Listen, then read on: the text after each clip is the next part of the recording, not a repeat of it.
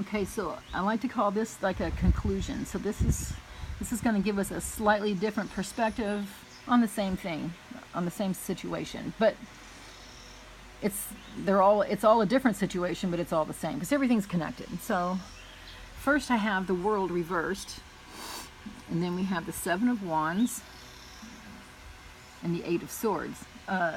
This is really interesting.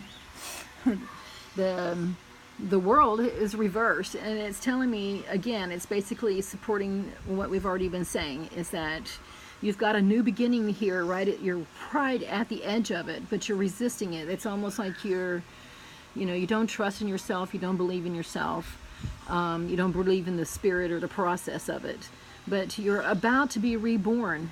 You're going to let go, you're going to die, and then you're going to be reborn, and this is basically, this card symbolizes like the uterus and the birth canal.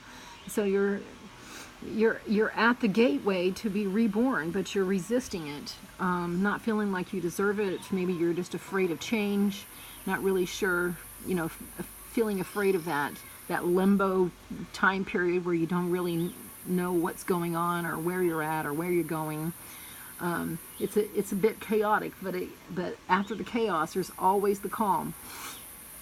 All right, and then the Seven of Wands. This guy, he's protecting himself from things that don't really exist. He's protecting himself from an invisible enemy.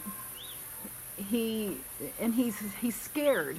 He's got a lot of fears going on inside of him, and they're all like made up things. He's got a place where he wants to go. He's got something that's important to him. He's got things that are valuable to him, but he doesn't trust the process. And he's got a lot of fear, and so therefore, when you have fear, you can't really get into the flow of spirit and really sail easily and with peace. So he's guarding you against overthinking, overacting, and he's reminding you to just relax and to just be. And this woman here, the Eight of Swords, she's all tied up, she's all bound up. She thinks that she's stuck, but she's not. See how loosely woven those strings are around her eyes? She could pull that mask off of her eyes, but she doesn't choose to. Those ropes could easily just fall off of her, but she prefers to just stay there and be a victim and be stuck. She's surrounded by ideas of swamps and danger, but it's all in her mind. She's only envisioning it. Once she can start to see that the world is a beautiful place and that the universe loves her and wants everything to flow in the most best possible way to create the most evolved and intelligent and harmonizing existence, then she can begin to have joy and peace and self-love again. Just like when she was born, before everybody around her started fucking her up and making her feel like she's stuck. Sometimes when we've just had like a lot of traumas and bullshits, especially in our childhood, we keep recycling that idea of being stuck. Because as a child, when you're in a shitty situation, you just have to be stuck. And then sometimes when we grow up, we still have this mentality of being stuck. We don't realize that we're still carrying that around, and it's causing us problems in the rest of our daily lives. So overall, I'm seeing that you've got a lot of really good positive things going for you. You've got a lot of charisma, a lot of leadership qualities. You are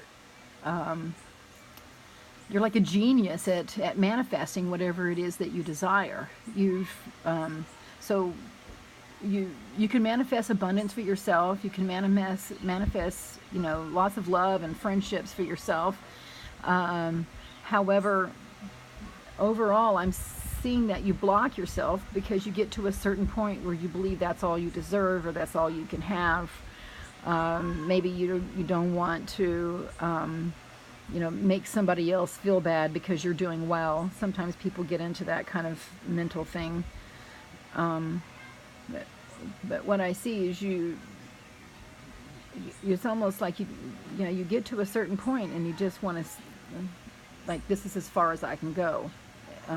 But you can visualize yourself moving further, letting go of that idea that there's a limit to how much you can do, and know that you can love yourself infinitely, and therefore you can be loved infinitely.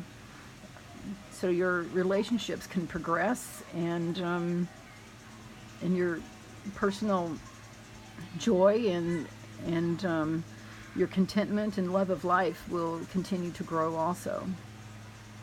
And I'm feeling like that's all I have. You're more than welcome to respond with some questions. I'd be happy to, go over this with you.